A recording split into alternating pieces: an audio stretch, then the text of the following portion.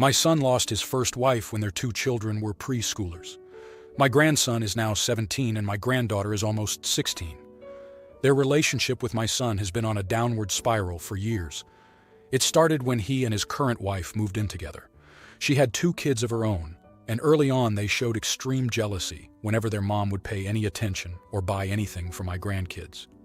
They were older, teenagers, and said a number of cruel things to my grandkids. My grandkids told my son, they told my wife and I, and we spoke to our son, but he ignored all four of us. My wife also spoke to my son's second wife prior to the wedding, and she said her kids would adjust in time.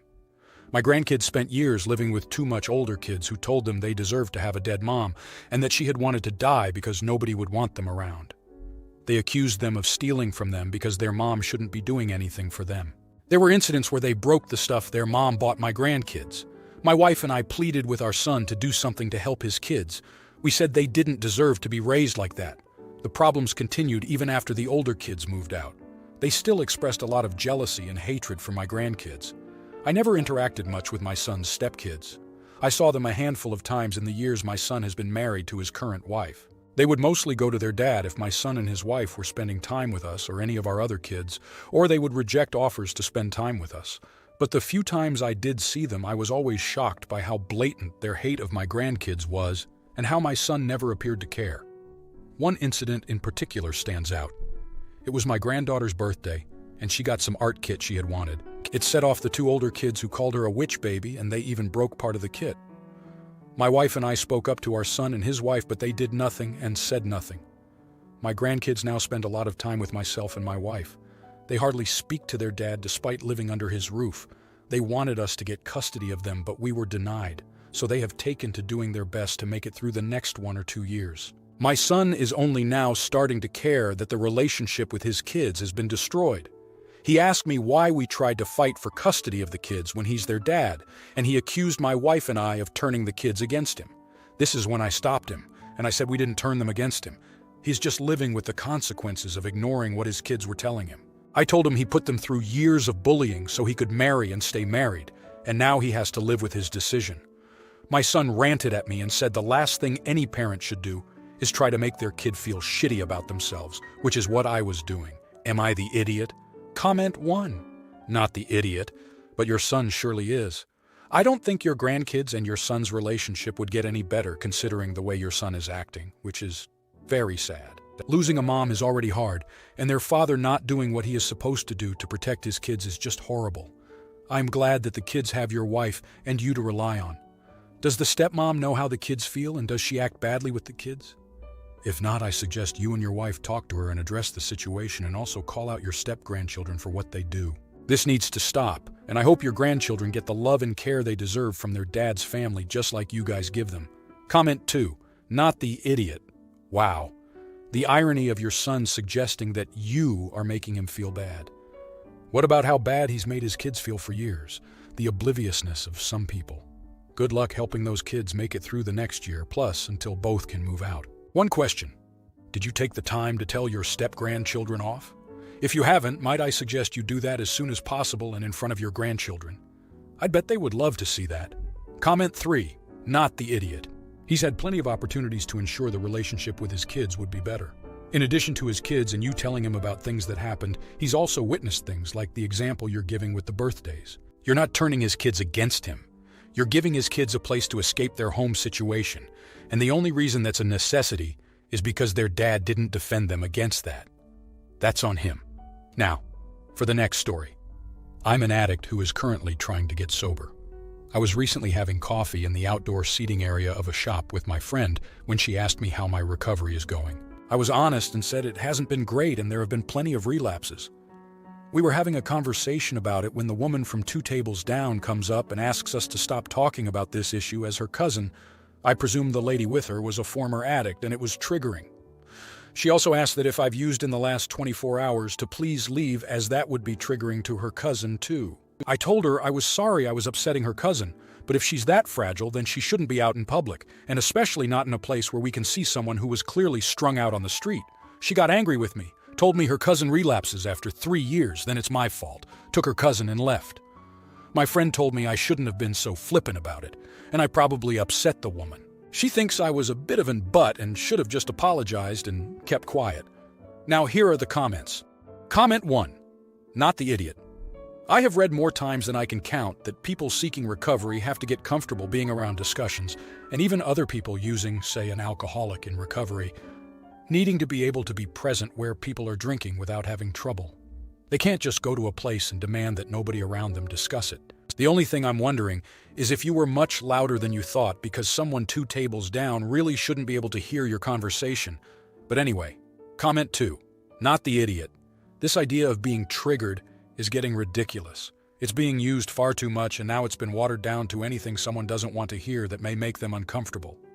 It isn't the public's job or responsibility to protect you from what bothers you. You were correct. If that many things trigger her cousin, then maybe she shouldn't be out in public. The nerve that woman had to even suggest these things makes her a jerk. Comment 3. Not the idiot. You're right. If the person is that fragile, they need to be in an inpatient rehab facility. Someone who wants to use will find an excuse, so even if you become that lady's cousin's excuse, it's still not on you. That woman was completely unrealistic asking that of you or anyone. Now for the next story. Am I a jerk for demanding that my husband draw clear lines with the mother of his child? My husband has a daughter from a previous relationship. For context, she's 5 years old. Prior to us getting married, my husband and his ex-girlfriend had what seemed like a well-oiled machine when it came to co-parenting their daughter. I've always said I wouldn't date men with children. I don't have any children of my own yet because I didn't want that extra baggage. But to be honest, it was their co-parenting relationship that put my mind at ease to become comfortable with the idea of becoming serious about him. I love my husband and his daughter dearly. However, her mother is slowly becoming a pain in my butt. Prior to me being in the picture, all expenses for their daughter have been split 50-50ths. There were no problems besides the little oddball expenses here and there that my husband had to cover 100%. Again, nothing major. It all started over the summer. My husband's ex-girlfriend wanted to go out of the country for a 2-week trip. She asked my husband if he could pay for their daughter 100%.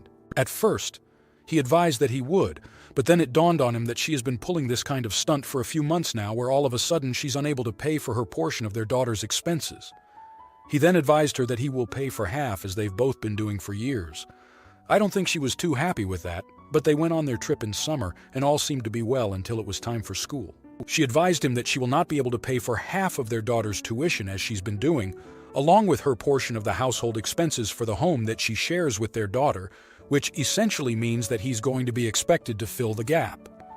As a result of all that's happening, my husband advised that now wouldn't be the best time for us to start our own family, as he would be stretched too thin financially. We have been talking about having a baby for the past few months, and we're about to start trying. Quite frankly, I'm pissed that we have to put starting our family on hold due to his ex not being able to pull her weight financially.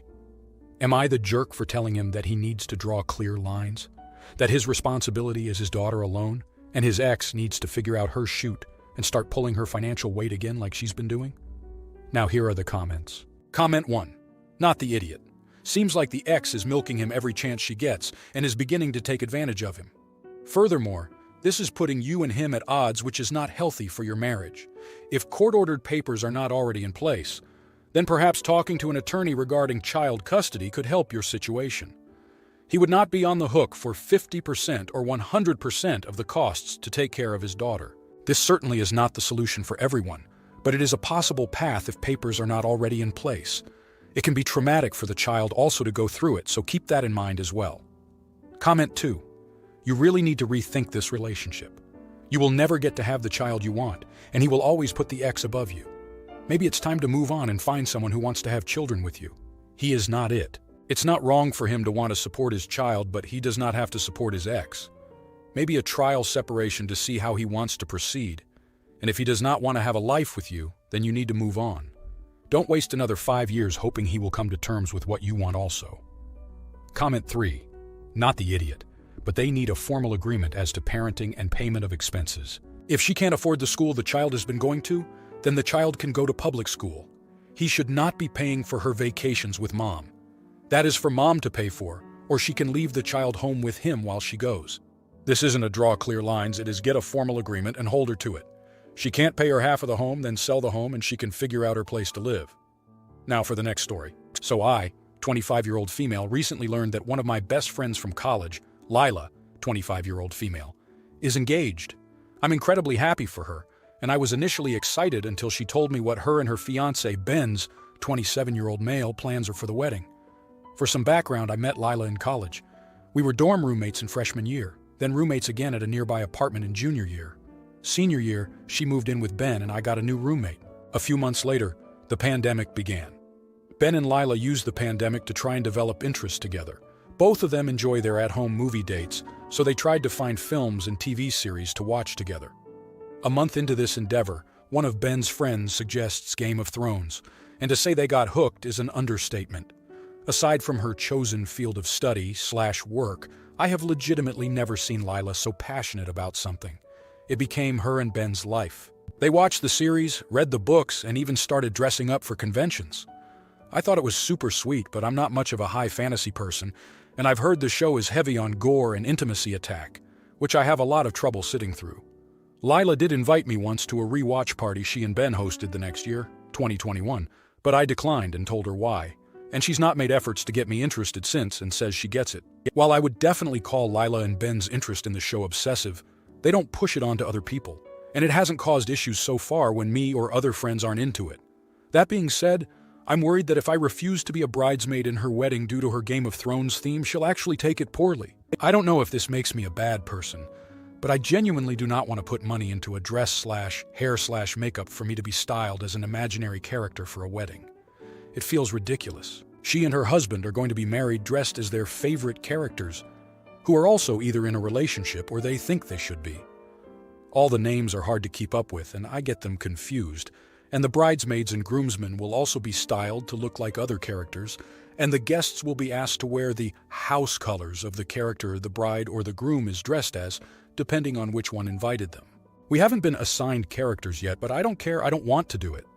I want Ben and Lila to have their special day, and I want it to be what they want, but I don't want to pay good money for what are essentially costumes of fake people. It feels weird, but I want to be supportive and not be rude. Would I be in the wrong if I backed out? Edit. Just to clarify two things. My main concern is how much money I'll have to spend on this because she doesn't want simple dresses that sort of go with the characters. She wants full, somewhat extensive costuming and most likely expensive styled lace fronts. I don't want to spend money on something that I'm going to feel ridiculous wearing. Also, I wasn't necessarily asked. I was just added to a group chat, and she said, "You're all going to be my bridesmaids." I replied excitedly before she started sharing all of these expectations. Edit 2. I can't keep up with these comments, but I'm seeing some common threads. No, I don't think her wedding idea is stupid. No, it's not the theme that's throwing me off. No, I don't hate the show. She wants us to get new custom wigs and costumes, which will be at serious expense to each of us, and she will be keeping it all afterwards to display in her Game of Thrones room. I love Lila, and I think her wedding theme is going to be fun. I just don't know if I can financially keep up, and if I could, it would be a lot of money going to something I really won't be comfortable in that I then have to turn over to her, so I'll never get any more use out of it. That's where my conflicting feelings lie. I do not hate her, or her theme, or the show. I'm just worried about being physically uncomfortable in an expensive costume that will then go on a mannequin. It's also going to be an outdoor ceremony in spring, and I'm worried about the layers getting too warm. If you like this video, you'll probably like these too. Also, while you're here, please consider subscribing. It's your support that keeps this channel alive and allows me to make better and longer videos. Have a great day.